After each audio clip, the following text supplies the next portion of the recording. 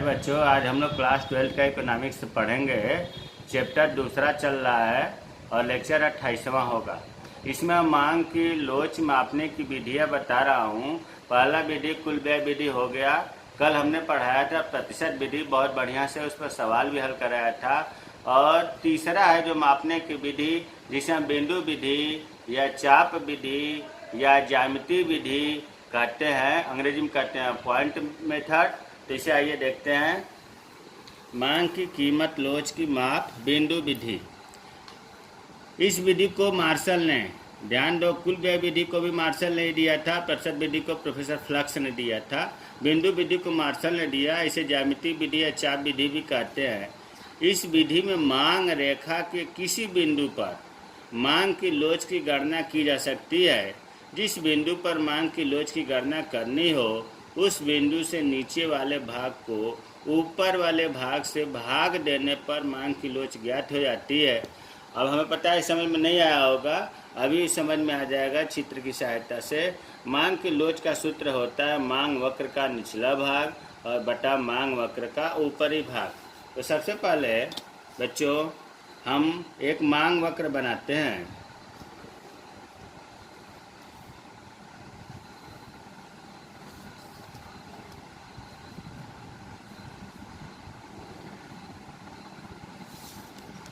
ओ x Y,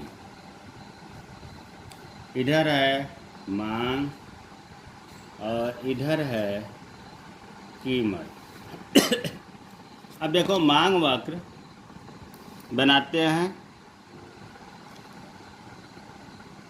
ये इस तरह से मांग वक्र बना, लेकिन बच्चों इस विधि में मांग वक्र को इस अक्ष से सटाएंगे, इधर वाई अक्ष से सटाएंगे, इधर एक्स एक्सिस पर सटाएंगे। तो हम जो है मिला दिए, ठीक है। बीच में कोई बिंदु, ठीक इसके बीच में मान लिया ये है बीच में। जैसे सब में हम सामान्य मूल्य निर्धारित करते हैं, वैसे इसमें भी कर देंगे। अर्थात ओ पी कीमत पर ओ क्यू मांग हो रही है।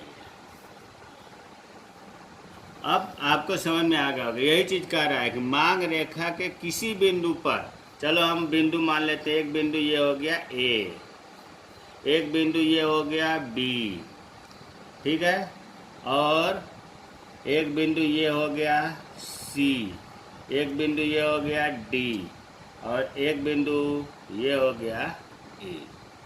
ये कह रहा है कि मांग रेखा के, मतलब ए बी रेखा के किसी बिंदु पर मांग की लोच की गणना की जा सकती है। किसी भी बिंदु पर गणना की जा सकती है। जिस बिंदु पर, मान लो कि ई बिंदु पर मांग की लोच की गणना करनी हो, तो उसके नीचे का भाग में ऊपर वाले भाग से भाग देते हैं तो मांग की लोच निकल आती है। सूत्र है मांग वक्र का निचला भाग बटा मांग वक्र का ऊपरी भाग। अब जैसे मान लो कि इसके सूत्र तो आपको बता ही दिया गया, मांग वक्र का निचला भाग। अब जैसे बिंदु ए है, अब हम जैसे यहाँ लिखते हैं बिंदु ए, बिंदु ए। अब बिंदु ए पर देखो निचला भाग, पर ऊपर निचला भाग लिखना है, तो इस बिंदु से नीचे का भाग ए बी है, दिख रहा है, ध्यान से देखिए। यहाँ इस बिंदु का हमें मांग की लोच निकालना है, तो मांग वक्र का निचला भाग अर्थात ए बी बटा मांग वक्र का ऊपरी भाग। इससे ऊपर कुछ है ही नहीं, क्योंकि खुद किनारे पर था, तो ए मांग वक्र का ऊपरी भाग 0 हो गया। ध्यान से समझिए, बहुत आसान है। निचला भाग ए से पूरा नीचे का पूरा लेते हैं, और ए भी हमने लिख दिया यहाँ से यहाँ तक। ऊपर कुछ नहीं है तो ऊपर 0 लिख दिया। अब मान लो यहाँ से यहाँ तक की दूरी अगर हमने 10 मान लिया, 8 मान लिया, 12 मान लिया, 15 मान लिया, कुछ भी, ए भी हमने 10 मान लिया, और 0 तो 0 ही रहेगा। जब हम नीचे 0 होता है, ऊपर कितना हो बड़ी संख्या हो, लाखों में करोड़ों में क्यों न हो, जब भाग देते हैं ये इन्फिनिटी अनंत आता है, अनंत। इसको अनंत बोलते हैं। कब कब आता है? जब 0 से भाग देते हैं तो बिंदु ए पर आपका ED आ गया कितना? अनंत। अगर यहाँ हम लिख भी सकते हैं ED बराबर अनंत। अब बिंदु C का निकालते हैं। बिंदु C बराबर, अब बिंदु C का निचला भाग, मांग वक्र का निचला भाग, देखो इससे निचला भाग क्या होगा? C और B, तो हम लिख देंगे CB बटा इसका ऊपर का भाग CA कहिए या AC कहिए, इस दोनों सही है, तो इसके ऊपर का भाग CA, निचला भाग हो गया CB और ऊपर का भाग हो गया CA। अब ऐसे भाग देने पर क्या आएगा समझ में नहीं आ रहा है, तो अंदाज़ा लगाओ कि ये चीज़ कम है, ये चीज़ ज़्यादा है CB, तो CB को अगर हमने मान लो कोई भी संख्या मान लिया कि 4 और इससे ये कम है तो इसे मान लिया 2, तो जब दोनों से भाग देंगे तो 2 हो गया। इसका मतलब हुआ कि जो इस बिंदु का लोच आया है वो 1 से अधिक है, 2 आ गया तो 1 से अधिक है, तो यहाँ हम कहेंगे ED 1 से अधिक है, तो कैसे चिन्ह लगाएंगे? ED 1 से अधिक ऐसे लगाएंगे, क्योंकि 2 आया है 1 से अधिक है, इकाई से अधिक है, तो ED 1 से अधिक है। अब आते हैं D बिंदु का निकालते हैं। बिंदु D देखो ठीक आधे पर है, तो नीचे का भाग हो गया DB, हो गया कि नहीं? ऊपर का हो गया DA या AD, दोनों सही है, तो DA।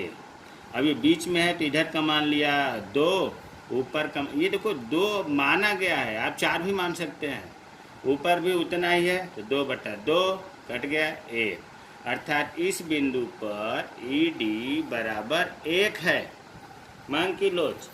अब E बिंदु का निकालते हैं। बिंदु E, निचला भाग है EB, ऊपर का भाग है EA, तो EA। अब देखो निचला भाग कम है, चलो हमने ऊपर नीचे 2 मान लिया, ऊपर का भाग ज़्यादा है तो ज़्यादा मान लिया। जब हम इसे कटाएंगे 2 कम 2, 2 दूना 4, फिर भाग देंगे तो आएगा 0.5, इसका मतलब 1 से कम है, तो इस पॉइंट पर ED 1 से कम है। अब B का आते हैं। बिंदु B का, अब बिंदु B का देखो निचला भाग बिंदु B का नीचे कुछ है ही नहीं, तो चलो 0 हमने मान लिया। ऊपर का भाग AB या BA एक ही चीज़ है। अब नीचे ऊपर अगर 0 है, नीचे वाली संख्या से जब भाग देते हैं तो 0 होता है ये, और यहाँ ध्यान देने की बात है, जब ऊपर 0 है तो नीचे से कितना भाग दिया जाए तो 0 आएगा, और अगर नीचे 0 है ऊपर कितना बड़ी संख्या है तो अनंत आएगा। तो यहाँ हम लिखेंगे B पॉइंट पर ED बराबर 0। तो इन बिंदुओं से जो है मांग की लोच हम निकाल लेते हैं। अब आपको पता है कि जब ED अनंत होगा तो क्या होता है? ED 1 से कम होता है तो कहते हैं कि इकाई से अधिक लोचदार, इकाई के बराबर लोचदार, इकाई से कम लोचदार। तो इस प्रकार से ये तीनों विधियाँ कंप्लीट हो गया।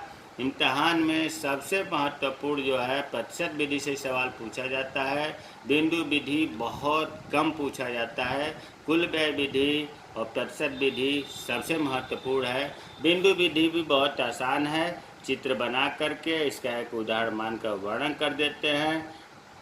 इस प्रकार बिंदु भी समाप्त हुआ। जय हिंद, जय भारत।